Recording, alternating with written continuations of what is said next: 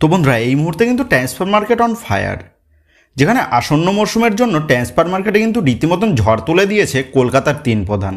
তো এই ভিডিওতে বাংলার তিন প্রধানকে নিয়ে কিন্তু বেশ কিছু গুরুত্বপূর্ণ আপডেট তোমাদের মধ্যে শেয়ার করার আছে। সেক্ষেত্রে ভিডিওটা না স্কিপ করে পুরোটা দেখার অনুরোধ থাকলো। আর তোমরা যারা চ্যানেলে প্রথমবার এসেছো তারা কিন্তু অবশ্যই ভিডিওতে লাইক দিয়ে চ্যানেলটা সাবস্ক্রাইব করে রেখো, কারণ তুমি কিন্তু এখানে তোমার প্রিয় দলের সমস্ত রকম খেলার খবর সবার আগে পেয়ে যাবে। আর তোমরা যারা এই ভিডিওটা দেখছো তাদের কাছে একটাই অনুরোধ থাকলো, যদি এই ভিডিওটা ভালো লেগে থাকে তাহলে কিন্তু অবশ্যই এই ভিডিওতে একটা লাইক করে দিও। তো চলো আর দেরি না করে আজকের ভিডিওর মেন টপিকগুলো নিয়ে আলোচনা শুরু করা যাক। তো বন্ধুরা সবার প্রথম আপডেটটাই মোহামেডান স্পোর্টিংকে নিয়ে। তো তোমরা জানো আগামী মরশুমের জন্য মোহামেডান স্পোর্টিং তাদের বর্তমান স্কোয়াড থেকে 3 থেকে 4 জন বিদেশি প্লেয়ারকে কিন্তু রিটেন করতে চলেছে। তবে আপকামিং বিদেশিদের মধ্যে থেকে মোহামেডান স্পোর্টিংকে নিয়ে কিন্তু একটা নতুন বিদেশি প্লেয়ারের আপডেট জানা গেছে।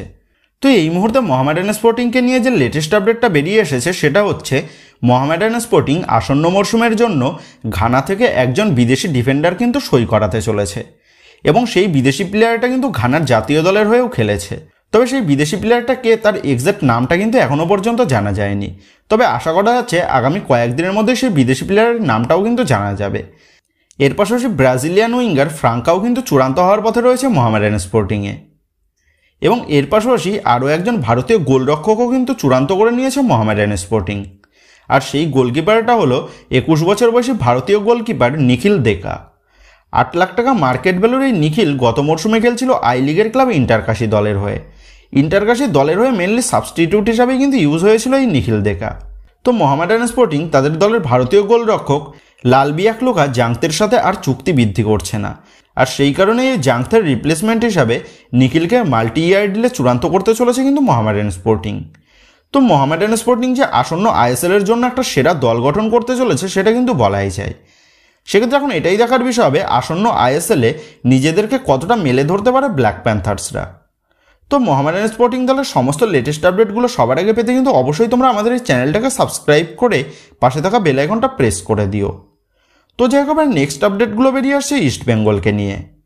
তো গতকাল থেকে ইস্ট বেঙ্গলকে নিয়ে একটা ট্রান্সফার রিউমার কিন্তু বেশ ভালোভাবেই ছড়িয়ে গেছে।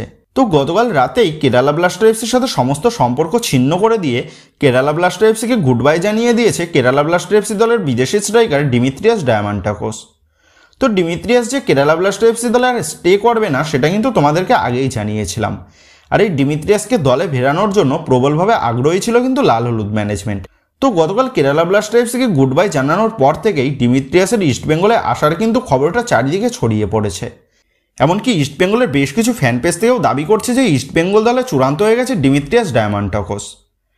তবে এই বিষয়ে তোমাদের জানিয়ে রাখি, আজ সকাল পর্যন্ত ডিমিত্রিয়াস ডায়ামান্টাকোস কিন্তু কোনো দলেই সই করেনি। মানে আজ সকাল পর্যন্ত কিন্তু ডিমিত্রিয়াস ডায়ামান্টাকোস কোনো দলেই চূড়ান্ত হয়নি। তবে ইস্টবেঙ্গল কিন্তু এই ডিমিত্রিয়াস ডায়ামান্টাকোসের ডিলকে সিকিউর করার জন্য নিজেদের সর্বস্ব দিয়ে চেষ্টা চালাচ্ছে। তবে আবার ইস্টবেঙ্গলের পাশাপাশি মুম্বাই সিটি এফসিও কিন্তু এই ডিমিত্রিয়াস ডায়ামান্টাকোসকে দলে নেওয়ার জন্য রেসে নেমে পড়েছে।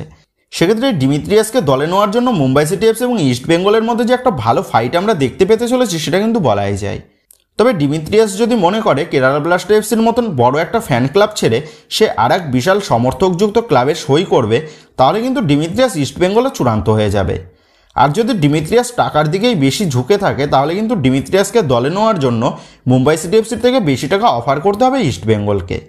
তবে এই মুহূর্তে যেমনটা খবর, ডিমিত্রিয়াসের ডিলকে সেটেল করার জন্য ইস্টবেঙ্গল অনেকটাই এগিয়ে রয়েছে। সেক্ষেত্রে এখন এটাই দেখার বিষয় হবে ডিমিত্রিয়াস আগামী মৌসুমে কোন জার্সি পরে মাঠে খেলতে নামে। তবে ডিমিত্রিয়াসের পাশাপাশি ইস্টবেঙ্গল ম্যানেজমেন্ট আইএসএলের আর এক সেরা স্ট্রাইকার রয় কৃষ্ণার সাথেও কথাবার্তা বলে রেখেছে। যদি ইনকেস ডিমিত্রিয়াসের ডিলটা ডান করতে না পারে ইস্টবেঙ্গল ম্যানেজমেন্ট, তাহলে কিন্তু রয় কৃষ্ণার সাথে কথাবার্তা এগোবে ইস্টবেঙ্গল কর্তারা, তেমনটাই খবর। তো ইস্টবেঙ্গলও যে আসন্ন আইএসএল এবং ACL 12 কোয়ালিফায়ার রাউন্ডে ভালো ফলাফল করার জন্য একটা সেরা দল গঠন করার জন্য দল গঠনের বাজারে ভালো মতনই কিন্তু অ্যাক্টিভ রয়েছে সেটা বলাই যায়। সেক্ষেত্রে এখন এটাই দেখার বিষয় হবে দল গঠনের বাজারে ইস্টবেঙ্গল বাকি দলগুলোকে টেক্কা দিয়ে নিজেদের দলে কোন সমস্ত সেরা প্লেয়ারদের সই করে। তো যে একেবারে নেক্সট আপডেটটা বেরিয়ে আসছে মোহনবাগানকে নিয়ে। তবে মোহনবাগানকে নিয়ে আপডেট শেয়ার করার আগে তোমাদের মধ্যে কিছু গুরুত্বপূর্ণ আপডেট শেয়ার করে দিই। তো তোমাদের জানিয়ে রাখি আগামী মরশুমের আইএসএল এর 3টি নতুন নিয়ম চালু হচ্ছে। আর সেই নতুন 3টে নিয়ম হচ্ছে আইএসএল থেকে এশিয়ান কোটার প্লেয়ারদের খেলানোর যে নিয়মটা ছিল সেই নিয়মটা কিন্তু বন্ধ হতে চলেছে। মানে এতদিন পর্যন্ত প্রতিটা দলে যে একজন করে এশিয়ান কোটার বিদেশি প্লেয়ার দলে রাখতেই হতো, সেই নিয়মটা কিন্তু এবার বন্ধ হতে চলেছে আইএসএল সিজন 11 থেকে, যেটা কিন্তু অবশ্যই প্রতিটা দলের জন্য একটা ভালো খবর। কারণ আমরা প্রায়ই দেখেছি বেশিরভাগ দলগুলোরই এশিয়ান কোটার বিদেশি প্লেয়াররা ভালো পারফরমেন্স না করতে পারলেও তাদেরকে কিন্তু বাধ্য হয়েই দলে রাখতে হতো প্রতিটা দলকেই। সেক্ষেত্রে আইএসএল সিজন 11 থেকে কিন্তু এমন কোনো বিষয় আর থাকছে না, যেটা কিন্তু অবশ্যই প্রতিটা দলের জন্য একটা ভালো খবর। এবং এর পাশাপাশি আইএসএল সিজন 11-এর স্যালারি ক্যাপ 16.5 কোটি টাকা থেকে বেড়ে 18 কোটি টাকা হতে চলেছে। মানে প্রতিটা দলের বাজেট কিন্তু এবার বাড়তে চলেছে আসন্ন আইএসএলে। এবং এর সাথেই কিন্তু প্রতিটা দল 2জন করে প্লেয়ার সই করাতে পারবে স্যালারি ক্যাপের বাইরে। মানে প্রতিটা ক্লাব 2জন করে প্লেয়ার সই করাতে পারবে যাদের মার্কেট ভ্যালু বা স্যালারি 18 কোটির মধ্যে অন্তর্গত হবে না। সেক্ষেত্রে আগামী মৌসুমে আমরা আইএসএলে মার্কি প্লেয়ার দেখতে পেলে কিন্তু অবাক হওয়ার মতন কিছুই থাকবে না, বিশেষ করে মোহনবাগান এবং মুম্বাই সিটি এফসি দলে। কারণ তোমরা জানো এই দুটি ক্লাবই তারা ভালো দল গঠন করার জন্য টাকার জন্য কিন্তু কোনোরকম পিছু পা হয় না। এবং যেমনটা খবর, জেমি ম্যাকলারেনের পাশাপাশি আরও একজন বড় নামের প্লেয়ারকে দলে নেওয়ার জন্য কিন্তু চেষ্টা চালাচ্ছে মোহনবাগান ম্যানেজমেন্ট। এবং যদি সেই প্লেয়ারটার ডিলটা মোহনবাগান ডান করতে পারে, তাহলে কিন্তু এটা আসন্ন আইএসএলের জন্য সবথেকে সেরা একটা সাইনিং হয়ে যাবে। এক কথায় বলতে গেলে অ্যানাদার বিগ ফিশ কিন্তু ধরার চেষ্টা চালাচ্ছে মোহনবাগান ম্যানেজমেন্ট। তবে ডিলটা কিন্তু এখনও প্রাথমিক পর্যায়ে রয়েছে এবং খুব সম্ভবত সেই প্লেয়ারটা আসন্ন ইউরো কাপের স্কোয়াডেও রয়েছে। তবে সেই প্লেয়ারটার নাম কি সেটা কিন্তু এখনও পর্যন্ত জানা যায়নি। তো সেই প্লেয়ারটার নাম জানা গেলে কিন্তু অবশ্যই তোমাদের মধ্যে শেয়ার করে দেবো। তবে যেমনটা খবর, মোহনবাগান ম্যানেজমেন্ট কিন্তু আরও একজন বড় প্লেয়ার সাইনিং করার পথে এগোচ্ছে। তো যাই হোক, আপকামিং সিজনের জন্য মোহনবাগানের নতুন প্লেয়ারের নাম ঘোষণা হওয়ার আগে মোহনবাগান ম্যানেজমেন্ট তাদের আপকামিং সিজনে তাদের দলের হেড কোচের বিষয়টা কিন্তু পুরোপুরিরূপে সেটেলমেন্ট করে নিয়েই নতুন প্লেয়ারের শোয়ের দিকে এগোতে চলেছে। তো এখনও পর্যন্ত যেমনটা খবর, অ্যান্থনি লোপেস আভাসের ওপরই আগামী মরশুমের জন্য ভরসা দেখাতে চাইছে মোহনবাগান ম্যানেজমেন্ট। তবে অ্যান্থনি লোপেস আভাসের মেডিকেল স্টাফরা এখনও পর্যন্ত অ্যান্থনি লোপেস আভাসের বিষয়ে কিন্তু পুরোপুরিরূপে গ্রিন সিগন্যাল দেয়নি। সেক্ষেত্রে তোমরা ধরে রাখো অ্যান্থনি লোপেস আভাসকেই আগামী মৌসুমে মোহনবাগান দলের হেড কোচ হিসাবে আমরা দেখতে পেতে চলেছি।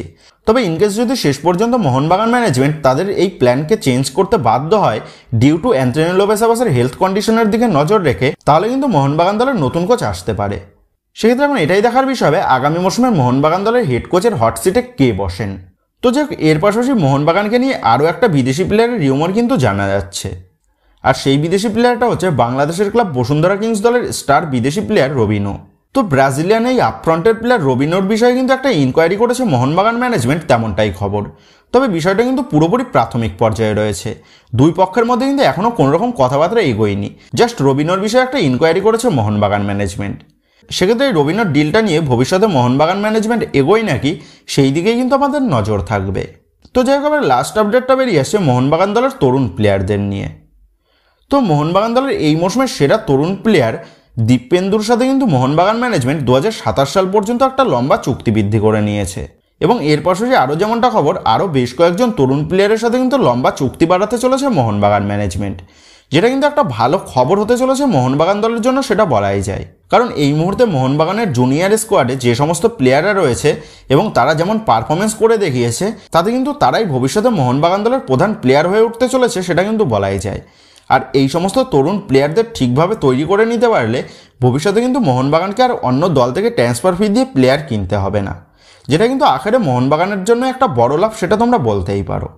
আর মোহনবাগান ম্যানেজমেন্ট তাদের দলের এই সমস্ত তরুণ প্লেয়ারদের তৈরি করার যে একটা সিদ্ধান্ত নিয়েছে, এটা কিন্তু অবশ্যই একটা ভালো সিদ্ধান্ত হতে চলেছে মোহনবাগান দল তথা ভারতীয় ফুটবলের জন্য। তো যাই হোক বন্ধুরা, এই ভিডিওতে কয়েকটা গুরুত্বপূর্ণ আপডেট তোমাদের মধ্যে শেয়ার করার ছিল। তো আশা করি ভিডিওটা তোমাদের ভালো লেগেছে। তো যদি ভিডিওটা ভালো লেগে থাকে তাহলে ভিডিওতে লাইক দিয়ে চ্যানেল সাবস্ক্রাইব করে পাশে থাকা বেল আইকনটা অবশ্যই প্রেস করে দিও।